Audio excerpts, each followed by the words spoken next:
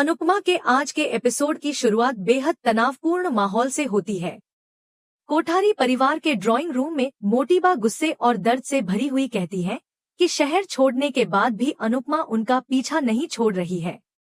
उनके मन में यह शक घर कर गया है कि अनुपमा जानबूझकर बदला लेने के लिए बुलडोजर के सामने लेटी थी, क्योंकि वह प्रोजेक्ट पराग का था। मोटीबा को लगता है कि अनुपमा ने जानबूझकर पूरे परिवार को बदनाम करने की कोशिश की है। उनकी बातें सुनकर माहौल और भी भारी हो जाता है। राही तुरंत अपनी मां का बचाव करती है। वह साफ कह देती है कि इस पूरे मामले में मम्मी की कोई गलती नहीं है।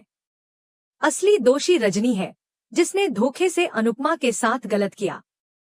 राही की बात बीच में काटते हुए मोटीबा उसे चुप कराती है और कड़वे शब्दों में कहती है कि तुम्हारी मां तो चलती फिरती बर्बादी है। यह सुनकर राही को गहरा झटका लगता है। माही भी राही को समझाने की कोशिश करती है कि उसे अनुपमा से बात करनी चाहिए और अपने ससुराल का पक्ष लेना चाहिए, ताकि घर का माहौल और न बिगड़े। इसी बीच प्रेम खुलकर मोटीबा के सामने कहता है कि रजनी ने सिर्फ अनुपमा को ही नहीं, बल्कि पापा के साथ भी धोखा किया है। गौतम भी बात आगे बढ़ाते हुए कहता है कि यह सच्चाई अनुपमा जी को बतानी चाहिए कि पापा ने उन्हें धोखा नहीं दिया है। अनिल भी अनुपमा का समर्थन करता है और कहता है कि इस मामले में उसे बेवजह दोषी ठहराया जा रहा है। लेकिन मीता को अनिल का इस तरह अनुपमा के पक्ष में बोलना बिल्कुल पसंद नहीं आता और वह उस पर गुस्सा करने लगती है। इसी दौरान पराग घर लौटता है। उसके चेहरे पर तनाव साफ झलक रहा होता है। वह मोटीबा से कहता है कि वह उनसे अकेले में कुछ जरूरी बात करना चाहता है। पराग की यह बात सुनते ही पूरे कोठारी परिवार के चेहरे पर हैरानी छा जाती है। सभी को लगने लगता है कि कोई बहुत बड़ा मामला होने वाला है। दूसरी ओर अनुपमा के पास परी और ईशानी आती हैं और उससे हालचाल पूछती हैं। वे देखती हैं कि अनुपमा कुछ लिख रही है। परी जिज्ञासा से पूछती है कि आप क्या लिख रही हो। अनुपमा बताती है कि वह रजनी के खिलाफ शिकायत लिख रही है। वह जानती है कि रजनी एक ताकतवर नेता है और उसकी शिकायत आसानी से नहीं सुनी जाएगी, लेकिन वह पीछे हटने वाली नहीं है। वह ठान चुकी है कि चाहे कुछ भी हो जाए, वह इंसाफ के लिए लड़ेगी। इधर मोटीबा पराग से पूछती है कि आखिर ऐसा क्या हुआ है जो वह सबसे छुपाकर उनसे अकेले में बात करना चाहता है। पराग भारी मन से उनसे माफी मांगता है और एक बड़ा सच खोल देता है। वह बताता है कि मुंबई वाले प्रोजेक्ट के लिए उसने कोठारी निवास को गिरवी रख दिया है। यह सुनते ही मोटीबा के पैरों तले जमीन खिसक जाती है। बाहर बैठे परिवार के लोग भी बेचैन हो जाते हैं। मीता सवाल उठाती है कि आखिर ऐसी कौन सी बात है जो हमारे सामने नहीं की जा सकती थी। राही ख्याति से पूछती है कि क्या उसे कुछ पता है। ख्याति को याद आता है कि पराग ने उसे घर गिरवी रखने की बात बताई थी, लेकिन वह डर के मारे सबके सामने अनजान बनने का नाटक करती है और कह देती है कि उसे कुछ नहीं पता। कुछ ही देर में मोटीबा रोते हुए बाहर आती हैं और मंदिर के सामने बैठकर फूट फूट कर रोने लगती हैं। पूरा परिवार उन्हें इस हाल में देखकर हैरान रह जाता है। प्रेम उन्हें संभालने की कोशिश करता है। तभी सब पराग से सवाल करने लगते हैं। पराग मजबूर होकर सबके सामने सच बता देता है कि मुंबई के बड़े प्रोजेक्ट के लिए उसने अपना ही घर गिरवी रख दिया है। यह सुनते ही पूरे परिवार पर जैसे बिजली गिर पड़ती है। कोई यकीन नहीं कर पाता कि पराग इतना बड़ा फैसला अकेले ले सकता है। दूसरी तरफ अनुपमा पुलिस स्टेशन पहुंचती है। इंस्पेक्टर उसकी शिकायत देखकर चौंक जाता है और पूछता है कि क्या वह सच में एक नेता के खिलाफ एफआईआर दर्ज कराना चाहती है। अनुपमा बिना डरे कहती है कि क्या नेता कानून से ऊपर होते हैं या भगवान होते हैं। रजनी देसाई ने उसके साथ फ्रॉड किया है। उसने धोखे से उससे साइन करवाए और अब लोगों के घर जबरदस्ती छीन रही है। वह साफ शब्दों में कहती है कि वह रजनी के खिलाफ एफआईआर दर्ज करवाकर ही दम लेगी। इंस्पेक्टर असमंजस में पड़ जाता है। इधर घर में अनिल गुस्से में पराग से पूछता है कि आपने हमसे बिना पूछे इतना बड़ा फैसला कैसे ले लिया। हमें कम से कम बताना तो चाहिए था। इतना तो हमारा भी अधिकार बनता है। पराग उससे माफी मांगता है, लेकिन अनिल कह देता है कि सिर्फ माफी बोल देने से इतनी बड़ी चोट का इलाज नहीं हो सकता। मीता भी गुस्से में कहती है कि आपने बिना सोचे समझे पूरे परिवार को खतरे में डाल दिया। माहौल गर्म हो जाता है। पराग अनिल को आवाज नीचे रखने के लिए कहता है और फिर भावुक होकर बोलता है कि इस घर को उसने और बा ने मिलकर बनाया है। उसे अपनी जिम्मेदारी निभाना अच्छे से आता है। उसने बहुत बड़ा रिस्क लिया है, लेकिन आगे बढ़ने के लिए कभी कभी जमीन छोड़नी पड़ती है। वह मानता है कि उसने गलती की है और इसके लिए शर्मिंदा भी है, लेकिन उससे जवाब मांगने का हक सिर्फ मोटीबा को है। पराग मोटीबा से माफी मांगते हुए कहता है कि उस पर भरोसा रखें, वह इस घर को कुछ नहीं होने देगा। रजनी ने उसे धोखा दिया है, लेकिन वह सब संभाल लेगा। मोटीबा दुखी होकर कहती है कि इसी घर में श्रीनाथ जी की प्राण प्रतिष्ठा हुई है। अगर यह घर चला गया तो उनके प्राण भी चले जाएंगे। वह रोते हुए पराग से पूछती है कि वह हर फैसला उनसे पूछकर लेता था, फिर इस बार घर गिरवी रखते समय उसने उनसे क्यों नहीं पूछा। पराग सिर झुकाकर माफी मांगता है। मोटीबा उससे नाराज होकर अंदर चली जाती है और पराग वहीं खड़ा खड़ा टूटकर रोने लगता है।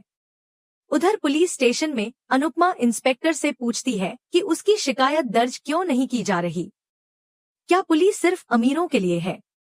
इंस्पेक्टर सबूत मांगता है। अनुपमा उसे शादी की फुटेज दिखाती है, जिसमें साफ नजर आता है कि रजनी फाइल लेकर घूम रही थी और मौका देखकर उसने उससे साइन करवा लिए थे।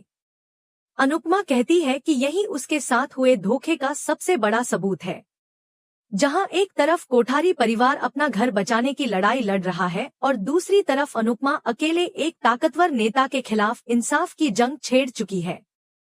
पुलिस स्टेशन में माहौल बेहद तनावपूर्ण हो जाता है जब इंस्पेक्टर अनुपमा को साफ शब्दों में कहता है कि सिर्फ वीडियो दिखा देने से यह साबित नहीं होता कि पेपर्स बदले गए हैं। वह गंभीर लहजे में समझाता है कि किसी के खिलाफ एफआईआर दर्ज करने के लिए पक्के सबूत जरूरी होते हैं। अनुपमा तुरंत कहती है कि चोल वाले इस पूरे मामले के गवाह हैं और वही सच्चाई बता सकते हैं कि किस तरह धोखे से उनके साइन कराए गए थे। इंस्पेक्टर ठंडे स्वर में पूछता है कि इसका क्या प्रमाण है कि आप और चोल वाले सच बोल रहे हैं? पहले ठोस सबूत लेकर आइए, तभी कानून कुछ कर पाएगा। इसी बीच अचानक रजनी वहां पहुंच जाती है। उसे देखकर अनुपमा चौंक जाती है। रजनी मुस्कुराते हुए कहती है कि अनुपमा के पास कोई सबूत नहीं है और यही सच है। अनुपमा समझ जाती है कि इंस्पेक्टर ने रजनी को सब कुछ पहले ही बता दिया है। रजनी बड़े इत्मीनान से अनुपमा की लिखी शिकायत पढ़ती है और तंज कसते हुए कहती है कि तुम्हारी लिखावट तो बहुत अच्छी है, लेकिन इससे कुछ बदलने वाला नहीं है। फिर वह इंस्पेक्टर से कहती है कि आप शिकायत दर्ज कीजिए, मुझे किसी का डर नहीं है, मैं पूरी तरह सही हूँ। पुलिस और नेता जनता की सेवा के लिए होते हैं, लेकिन कानून भी बिना सबूत के कुछ नहीं कर सकता। अनुपमा गुस्से और आत्मविश्वास के साथ जवाब देती है कि सबूत भी मिल जाएंगे। जब तक वह चोल वालों को उनका हक नहीं दिला देती, वह रुकने वाली नहीं है। वह रजनी को साफ चेतावनी देती है कि उसके हर पाप की सजा उसे जरूर मिलेगी। इसके बाद अनुपमा इंस्पेक्टर को धन्यवाद कहती है और वहां से चली जाती है, लेकिन उसके मन में यह साफ हो जाता है कि यह लड़ाई अब और मुश्किल होने वाली है। दूसरी ओर कोठारी हाउस में माहौल बिल्कुल अलग है। गौतम पराग से कहता है कि उनके पास कानूनी कागज हैं और अनुपमा उनका कुछ नहीं बिगाड़ सकती। वह सलाह देता है कि पराग को रजनी का साथ देना चाहिए, क्योंकि यही इस प्रोजेक्ट के लिए सही होगा। अनिल और मीता भी गौतम की बात से सहमत नजर आते हैं। गौतम साफ कह देता है कि अनुपमा की गलती की भरपाई वे क्यों करें। उन्हें सिर्फ अपने फायदे और इस बड़े प्रोजेक्ट के बारे में सोचना चाहिए। राही यह सब सुनकर परेशान हो जाती है। उसके मन में डर बैठ जाता है कि मम्मी की वजह से एक बार फिर सब कुछ बर्बाद होने वाला है। पराग बेचैनी से कहता है कि कुछ तो करना ही होगा, वरना हालात हाथ से निकल जाएंगे। प्रेम बीच में बोलता है कि रजनी ने आप दोनों को धोखा दिया है और मम्मी चोल वालों को उनका घर दिलवाकर ही रहेंगी। लेकिन राही गुस्से में अनुपमा को दोष देती है और कहती है कि उन्हें बिना पढ़े किसी भी कागज पर साइन नहीं करना चाहिए था। पराग राही को समझाता है कि उसने अनुपमा को सारी बात बता दी है और उसे पूरा भरोसा है कि अनुपमा सब ठीक कर देंगी। यह सुनकर राही हैरान रह जाती है क्योंकि उसे नहीं लगता कि अकेली अनुपमा इतना बड़ा मामला सुलझा पाएगी। उधर प्रार्थना को जब इस पूरे सच के बारे में पता चलता है तो वह घबरा जाती है और तुरंत पराग को फोन करने की कोशिश करती है। वह बहुत परेशान होती है। तब लीला उसे शांत रहने के लिए कहती है। इसी दौरान लीला तोशु और पाखी को बाहर जाते देख लेती है और पूछती है कि तुम दोनों कहाँ जा रहे हो। पाखी टालते हुए कहती है कि हम काम से जा रहे हैं। लीला ताना मारते हुए पूछती है कि कहीं तुम उस दिवाकर से मिलने तो नहीं जा रहे। तोशु उसका बचाव करते हुए कहता है कि दिवाकर अच्छा लड़का है। लीला तुरंत कह देती है कि जरूर उसने तुम्हें कोई डील दिलवाई होगी, तभी तुम उसकी साइड ले रहे हो।